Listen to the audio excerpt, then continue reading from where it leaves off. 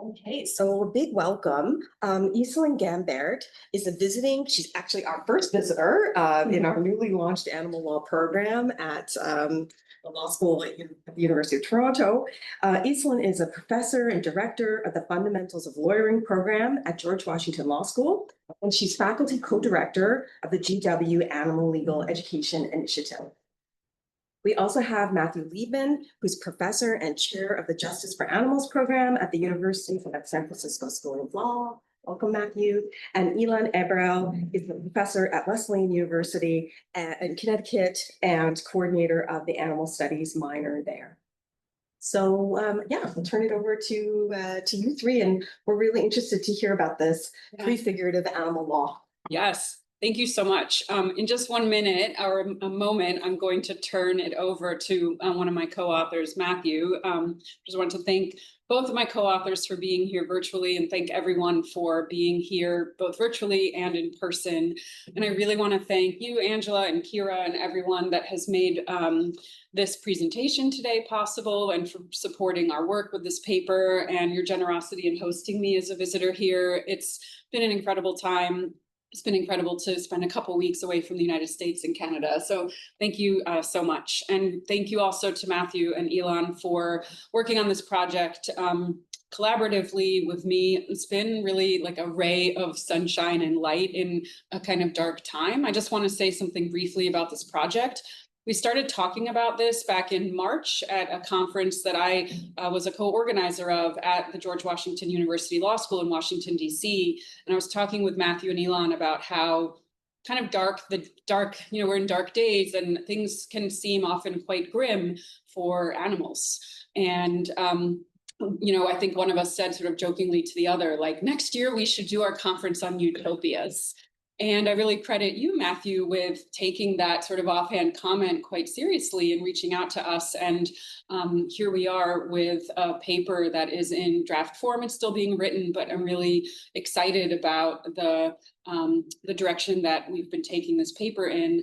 And it's been a delight to be here in Toronto, because I've been collaborating with both Angela and MH, both of whom are actually working on really exciting and inspiring prefigurative animal law projects that we're going to be featuring in the paper.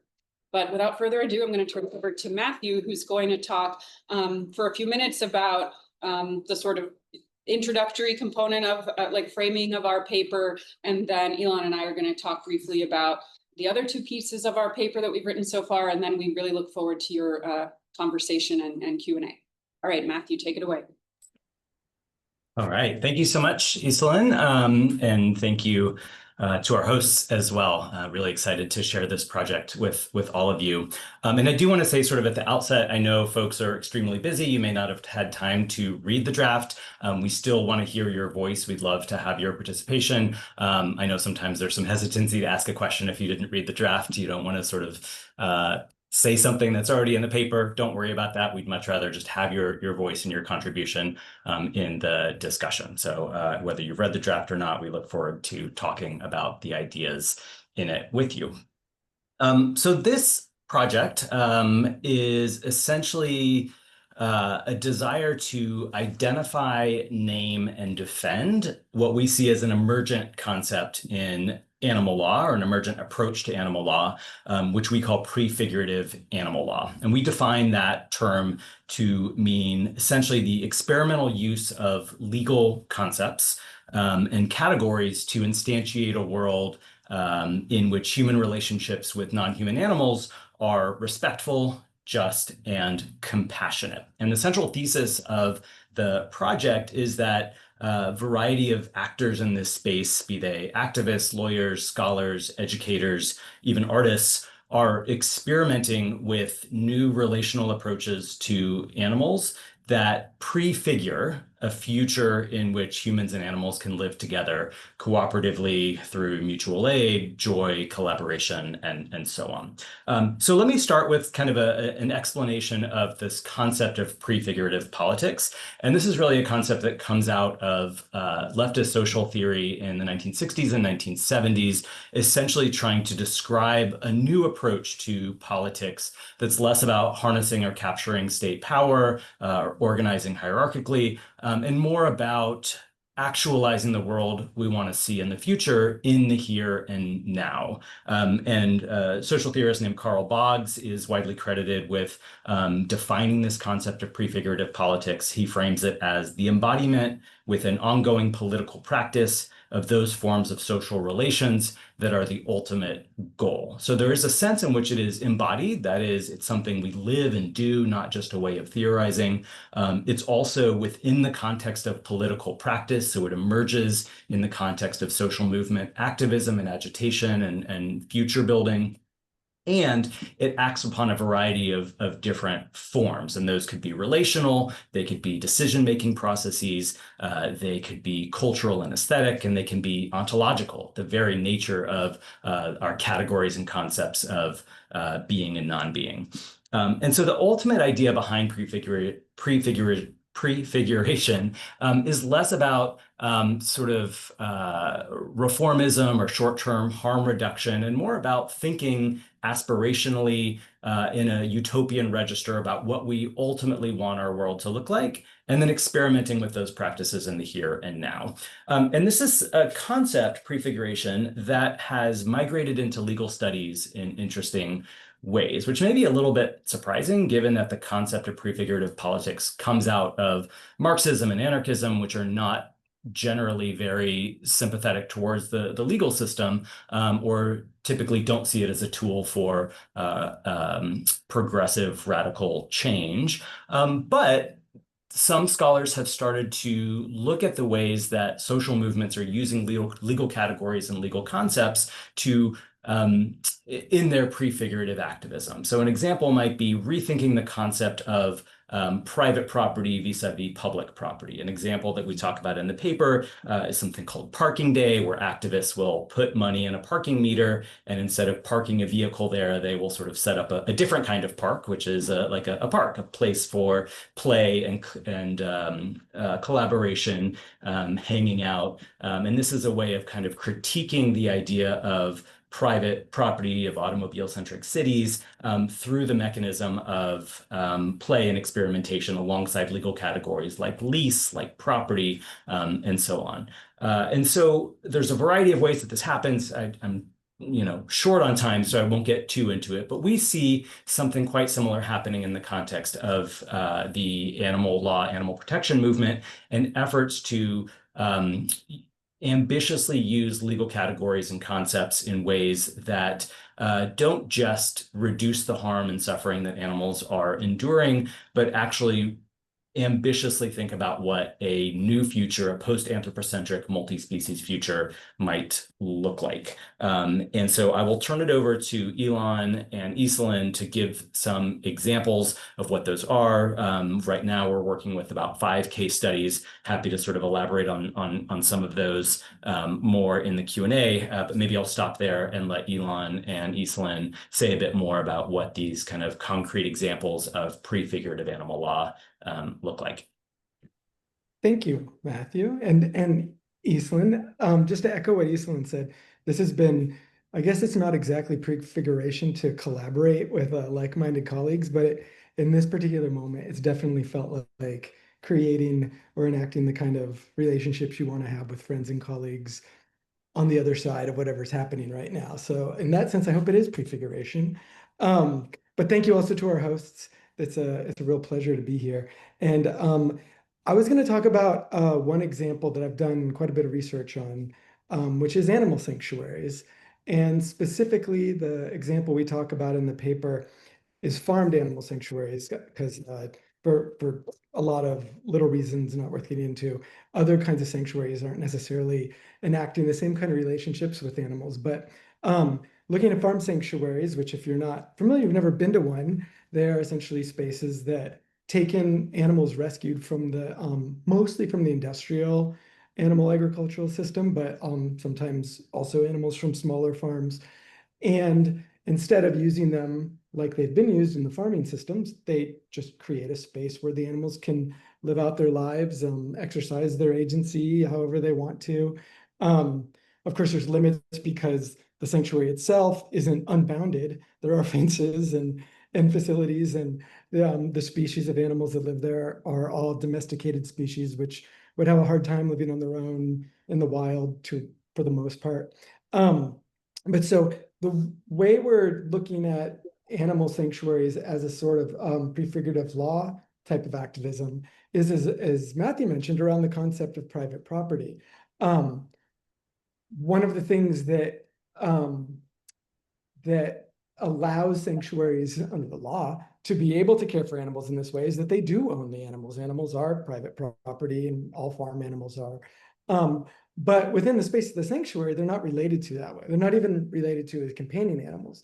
The purpose of the sanctuary is to provide care, food, medical care for the animals that live there, but also to give them a space to thrive as much as possible and do what they want to do with their own time and with their lives. And so in that sense, this will be a bit of a detour, but I'm going to come right back to the sanctuaries. But in the world of lab-grown meat, if you've heard about this, cultured meat, before it ever became at the point where there were companies trying to do this, there was a sort of thought experiment that advocates put out of this idea of a pig in the town square, that someday in a future where all meat can be created through tissue culture, there could be these communities where there are these pigs that live in the town square, and people can go and play with them and interact with them and have a good time with them, but also occasionally take cell biopsies to grow meat in order for everybody in the town to eat cultured pork from this living pig. That is exactly the opposite of the kind of future that I think sanctuaries are prefiguring. Under that model, it is about the most welfareist position you could have with animals still as property, being used for all kinds of human purposes, whether it's food or companionship. Sanctuaries completely invert that. And to express this idea in the paper, we talk about the idea of improperty, which I originally coined in a book I wrote about sanctuaries, but it's a sort of idea of improper relationships with animals as opposed to the ones that are conventionally sort of mandated by our culture and law and the way that people relate to animals. And instead, in these liberatory spaces, treating animals as subjects. And so they sort of, at the current moment, even though they're still property, I talk about it as instead improperty because they're being essentially liberated in these small spaces. And if we were to have a future in which animals were fully liberated, the many ways that these sort of projects prefigure what that future could look like is that there will be domesticated species that are still alive. They might go feral, they might live in other ways, but presumably a lot of animals would continue to live within human spaces and entangled with humans. So, a post-liberatory future might look somewhat like the way that sanctuaries imagine it. And I'll stop there and let Iselin talk about another example. Okay, thank you. So Matthew gave the overview of the sort of introduction to our paper and the framing of prefiguration and prefigurative animal law. And Elan gave a quick synopsis of the case study about animal sanctuaries. I'm going to talk briefly about the case study about pedagogy, prefiguring animal law pedagogy. I want to say, as you know, this paper is going to we're working with about 5. We might add a 6th or combine them in a little bit of a different way, but we're going to have other case studies that we just haven't drafted yet. But one of them is going to be about MH's, she's sitting right over here, I guess, off camera, but her Museum of Human Predation, which is currently on display here at the Law Library at the University of Toronto Law Faculty. And there's also a website. If you are not here in Toronto, I really encourage you to look at it. It's a really incredible example of prefigurative animal law. And just a few days ago, I learned that Angela is working on another deeply fascinating and inspiring Prefigurative Animal Law project, which is, and I don't know your exact formal title of it, but an animal law judgments project akin to the Feminist Judgments Project, where she and other co-authors are rewriting judgments through the lens of like thinking about it through the animal's perspective. And I'm very excited to be thinking, learning about that project and incorporating that project also into this paper. But what I want to talk about with my remaining few minutes is the portion of the draft that we did circulate about prefiguring pedagogy. And I just have something brief to say about style, and then I'll say a little bit on substance. On style, I just want to say at the outset, this section of the paper is way too long. And that's one of the things I'm eager to get feedback on from all of you in the room or in the Zoom room. It was actually even much longer, but it's still too long considering we have all these other case studies that we want to dig into, and there's a limit to the length of a law review article. And so something we would love feedback on is sort of where, from a reader's perspective, is that sort of sweet spot in terms of how much detail and depth and nuance is helpful for a reader to have for each of these case studies, and versus how much is too much in the nitty-gritty that isn't necessary for the reader. My instinct is that maybe the section on animal sanctuaries as currently written maybe could be expanded to include a little bit more detail in some places, but I'm curious to hear everyone's thoughts, and certainly the pedagogy piece should be condensed. And then on substance, this is a case study about the prefigurative pedagogy that I deploy in a class that I designed that I teach at GW Law School called Gender, Race, and Species. And so on page 11 of our draft, if you have it, we define the 4 objects of prefiguration, the things that are being prefigured. And we say that you could be prefiguring social relationships, decision-making, culture, or intersubjective experiences. And I explained that in my seminar course, the pedagogical approaches I'm using, it's an example of prefiguring social relations and the decision-making processes.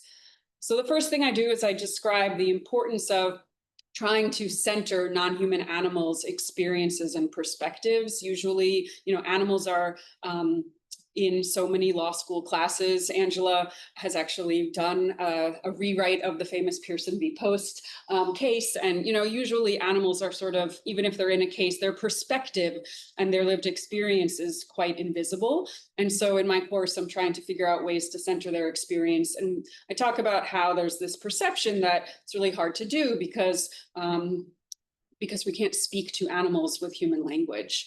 But then I argue that human-centric modes of connecting or communicating with other animals might not be necessary. And I point to my co-author Matthew's article representing animals. And he makes a really powerful point in that article that not only are animals not voiceless, which I think often they are sort of assumed to be, but there really are many ways that humans can listen to animals and get a lot of information about what they are experiencing and what their desires and what their lived experience is. And so I argue that the same tactic that Matthew advocates for in his article for animal law lawyers should use when they're representing animals, we should use in the classroom. And that's a version of Laurie Gruhn's entangled empathy.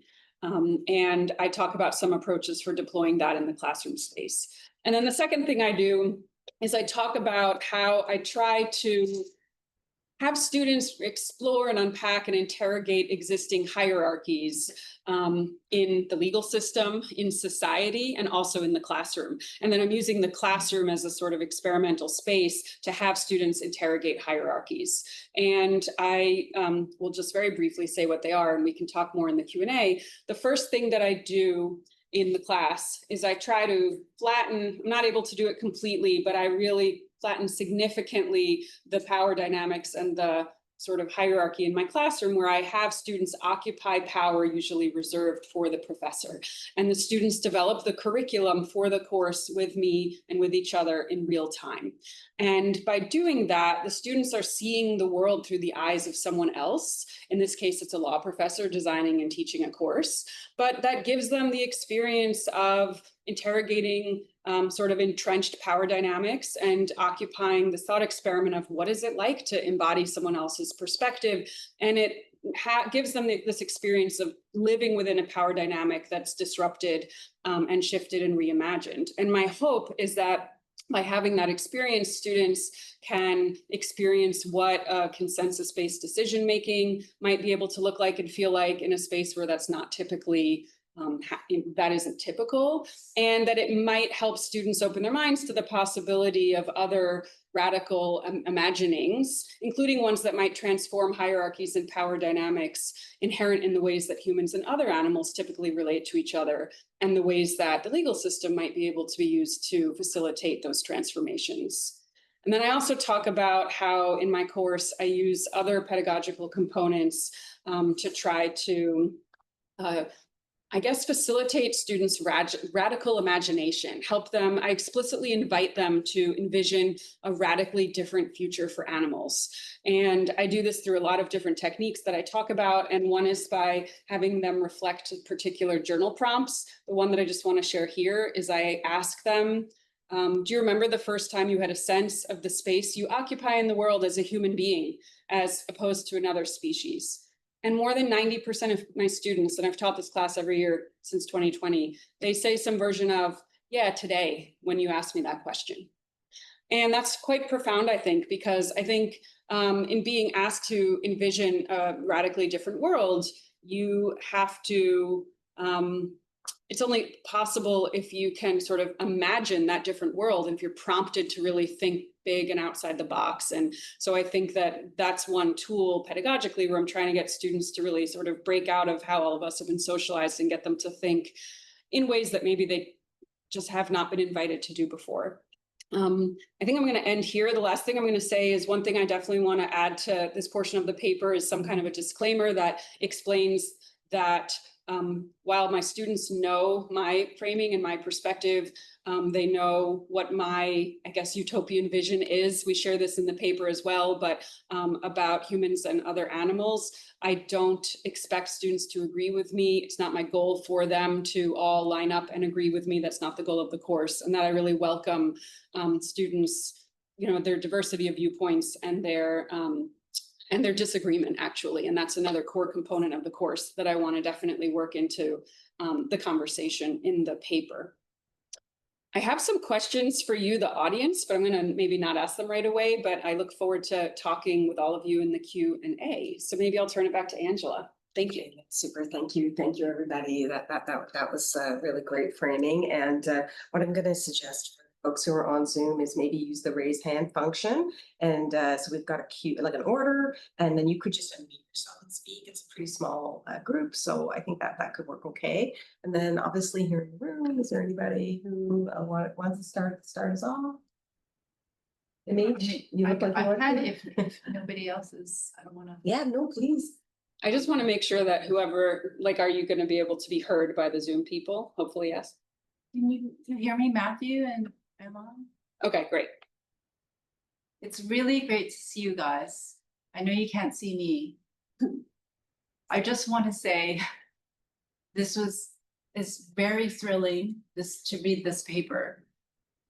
It's just one of those things that I wish, it's like I was saying to Iselin, it's like I really tried to make things that I wish I had, when I started to, work in this. And this is like one of those things that, wow, I wish I had this, 10 years ago to read. I love how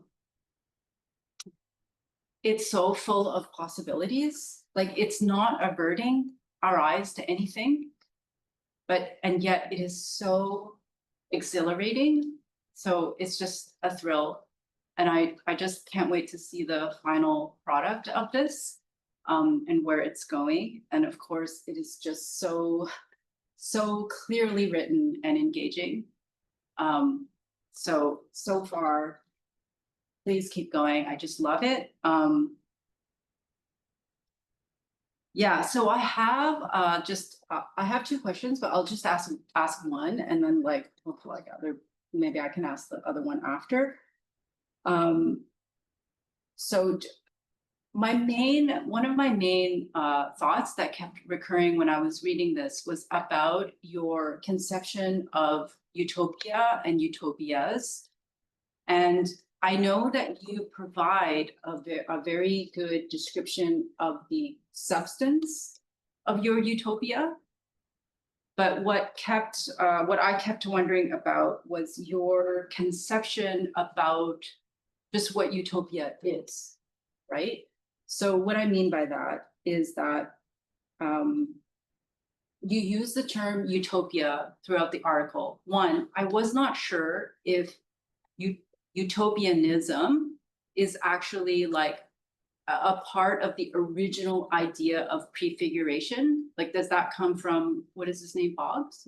Yeah, is that how it's described, prefiguration, as a kind of utopian envisioning? Or is that something you as authors have used to describe prefiguration projects? If that's clear, I hope that's clear. But the second thing was that when I say like, I wasn't yearning for like a description of like the content of your utopia, but I just wonder what you think utopia is, kind of, because the first definition of it, you know, as a kind of like mental activity, I think what I found, it first comes at a footnote at page 23. And you know, there you're saying like, it doesn't mean it's free of conflict, you know, it can be these things. But then at 24, there's also a characterization of utopia as like, it says here, like in the second paragraph, after you talk about Foucault's heterotopia, right? It says like, unlike utopias, which are idealized imaginaries, perpetually deferred and out of reach. So then I'm thinking, oh, is that what you think utopias are? Like they're kind of this dreamy thing, you know, like just purely in the imagination, forever out of reach. And then that taps into this idea of utopia as kind of a neverland, like something that will never be, right? Is that what's going on here? And then there's the Foucault thing, which is like actualized, embodied, right? So what I'm wondering is, like, what is your conception of what is it a kind of like airy thing that doesn't exist and can never exist, or is it a concrete, embodied thing? So when you deploy this term, I guess I waited a long time to kind of understand what you think utopia is. And if it feels like I'm fixated on that, it's because I am, because I'm actually very skeptical of just, so one conception of utopianism, which is this dreamy fantasy, not concrete thing, something that never will exist, but it's just almost like an escapism. And then also, so there's that kind of like skepticism I have, but then there's also like this really dangerous aspect of idealizing, of like, or just perfectionism, you know, like, and then we have this whole history of like, you know, I feel afraid every time someone talks about a perfect world, because I feel like, you know, really disastrous things begin with people trying to make a perfect world. So then that's why I was like wanting a clarification about your feelings of utopia.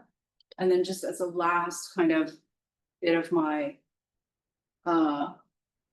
skepticism, or whatever you want to call it, like complication there, is that I feel, okay, this might be harder, but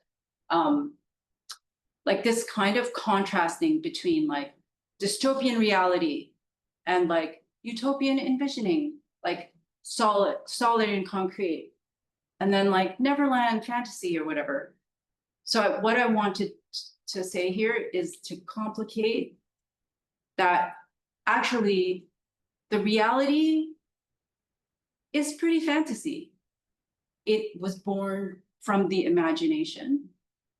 It is so fantastical, in fact, that if we weren't living it, we probably wouldn't believe it. So it is already a kind of fantasy which has spun an entirely other fantasy to keep it going, which is that whole like pastoral, like reciprocity and mutualism. So it's like what I'm not saying you are doing this. It's just like I have questions about like we're veering into like pretending that what is present is actually not itself a fantasy upon fantasy. And then contrasting that with like what we all are doing as like we're the imagining ones. You know, we're the kind of like dreamy ones, when actually, like as you say with the Foucault idea, is like it can actually be so real and concrete and embodied. And so if we're veering into that kind of binary, I would love it if it was rebalanced, that, you know, the dreamers are the realists, you know, and the realists are the imaginary, maybe something like that. Anyway, lots of comments there. Okay, does anyone, do you want to respond or? Thank you so much. I mean, Matthew and Elan, do either of you have reactions? I could say something off the top of my head. I think that line that you read, MH, was from the section that I've been working on. And I think that it's, so like utopia means no place, right? The Greek etymology.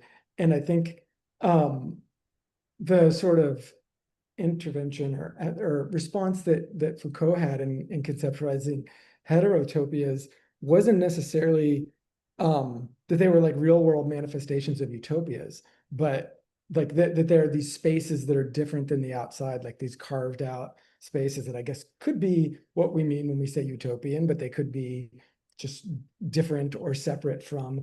And then there's the fact that if I understand what you're saying about the current reality being sort of a manifestation of a fantasy as well, utopian, just like prefigurative politics itself, is somewhat subjective. It can be like, we may be moving towards whatever Donald Trump's idea of utopia is, that's completely centered around his like narcissistic existence. But there's nobody else's utopia, right? And so I think that the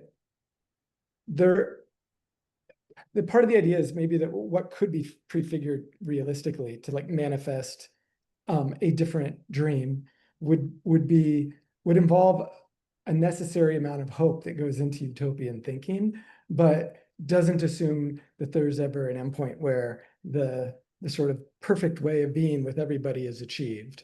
But will probably always be combinations of heterotopias, and to varying degrees that people have different interests and don't want to share the same fantasy can still coexist. But yeah, I'll stop there and see if Iselin or Matthew want to respond. Yeah, I was just going to add, utopia doesn't, I mean, so that was sort of the play on words in the original Utopia, the book Utopia, was that it meant both no place, or with an E at the beginning, utopos is the good place, right? So it could be a good place that doesn't exist. And maybe we want to emphasize, and I think this is a very insightful question, MH, and really appreciate it. We probably do need to talk more amongst the co-authors of exactly what we mean by utopia, but I would suggest, maybe what we mean is that sort of EU-topia, right? The sort of utopic, the good place that we aspire towards, not the no place that is dreamy and airy. And of course, to achieve a good place in the midst of kind of the dystopia that we live in right now is going to require acts of imagination. And I think Elan is exactly right. And you're right that there's, an imaginary of dystopia as well. I think the sort of like, every kind of dystopia begins with someone else's version of a utopia. And I think that is kind of where the concept of heterotopia resist that kind of totalizing utopia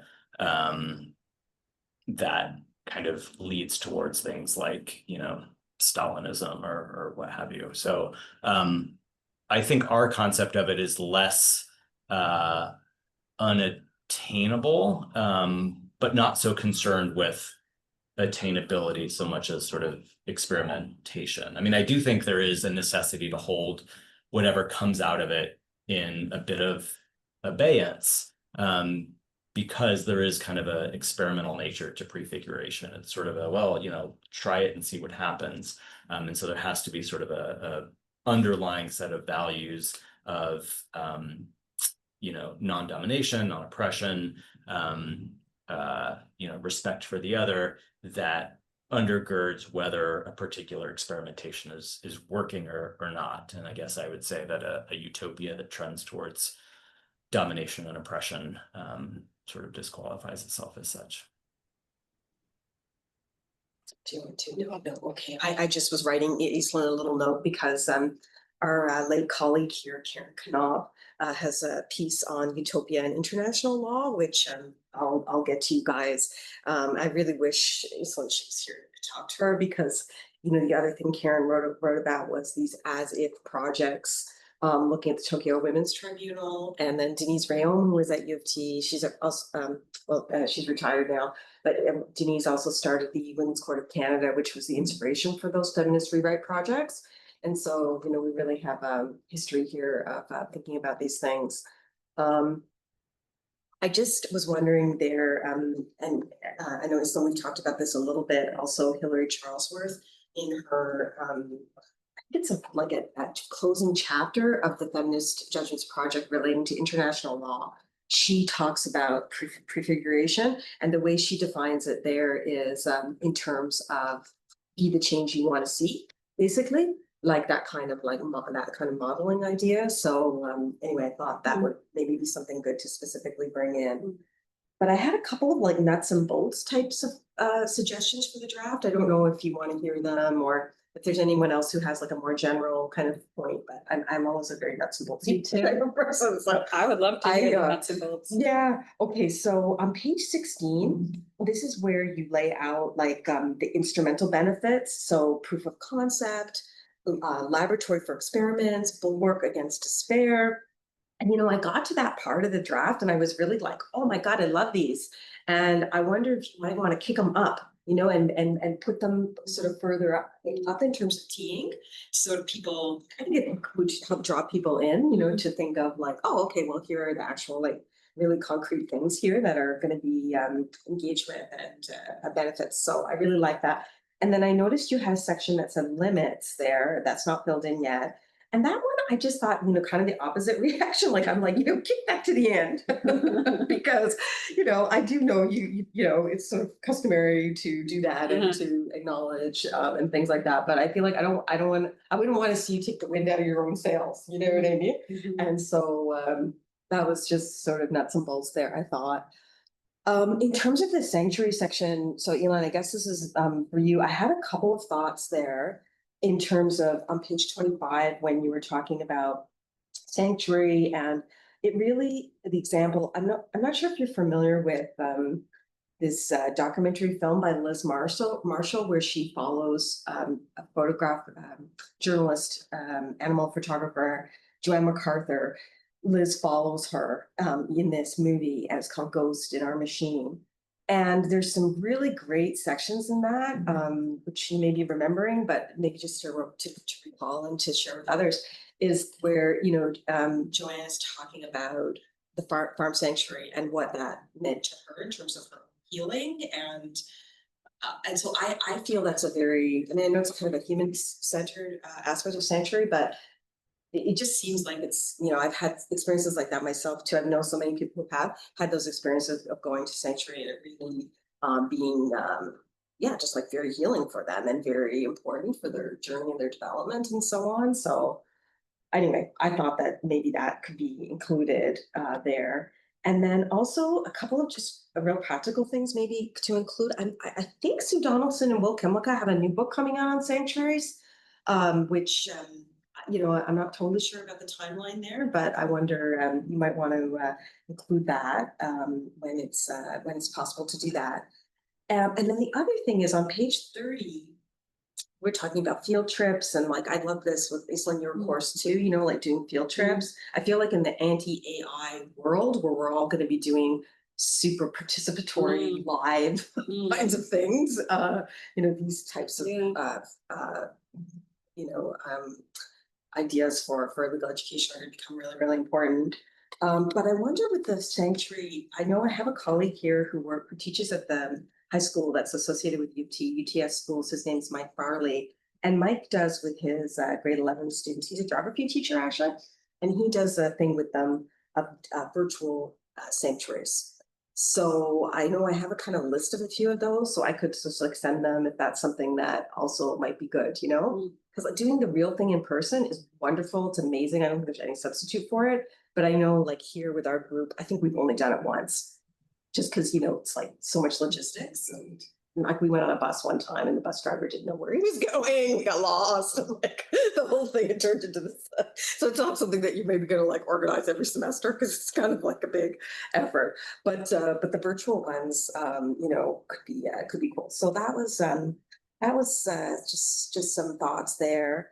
Around page 31, 32, I felt like that got a little bit weedy with the Samir Asher work. I was just finding it like a little bit hard to follow that part. But the Tully quote at the end, I think, is amazing. What goes named and unnamed generates a view of how the world is and how it should be, even how it could be. And I think it's wonderful. I think it's so great you guys are staking out this terrain, and you know, I think naming is just always the most important step, and then sort of filling it in. And if you would like to include the feminist judgment rewrites idea for animals, I would be super honored to be in there. Okay. And I think we've got a comment online. Making that good. And so really, I want to thank you, and also to encourage anyone in the chat, if you want to send comments either to any of the authors directly, or you can send them to me and Kira, and we'll pass them along. Thank you so much for joining us, and yay. Oh, and no copy of the document. Okay, yes, Roy, we will get that to you. Yes. Thank you, everyone. Thank Thank you you for your feedback. It's invaluable.